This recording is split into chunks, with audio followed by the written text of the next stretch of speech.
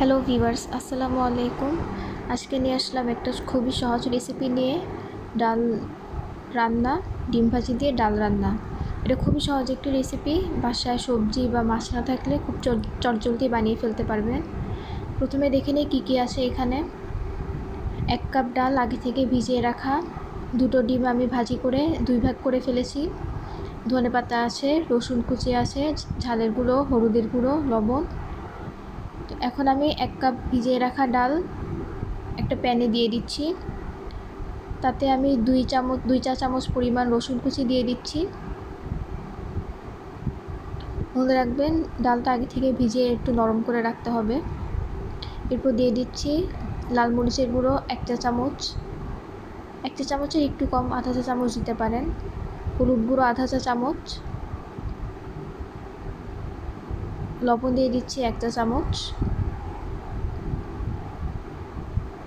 এরপর আমি তেল দিয়ে দিব আমি 2 চা চামচ পরিমাণে।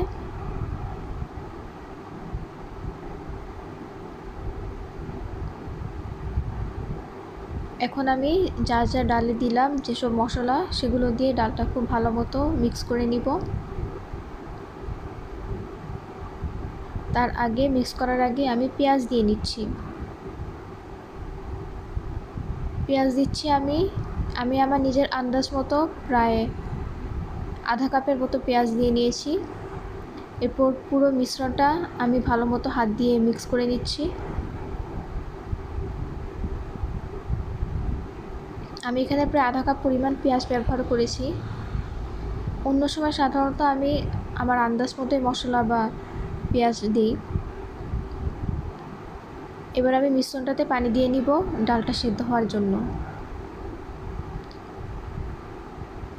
পানি দিলাম প্রায় 1.5 কাপ পরিমাণ, 1.5 থেকে 2 কাপ পরিমাণ পানি দিয়ে নিলাম।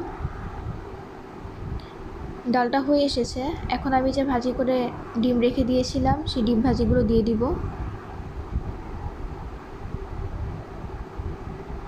ডালটা অবশ্যই একটু ঘন ঘন হবে, না হলে ভালো লাগবে না। যত ঘন হবে ডিমের সাথে তত মজা লাগবে। এবার আমি নামানোর আগে ধনেপাতা দিয়ে গার্নিশিং করে নিলাম। ধনেপাতা দিলে খেতে খুবই ভালো লাগবে। ব্যাস, হয়ে গেল আমার সহজ ঝটপট রেসিপি ডিম ডাল। ডিমটা দিয়ে কিছুক্ষণ ডালের মধ্যে রেখে দিতে হবে, ডিমটা যতক্ষণ ডালটা শুষে নেয়।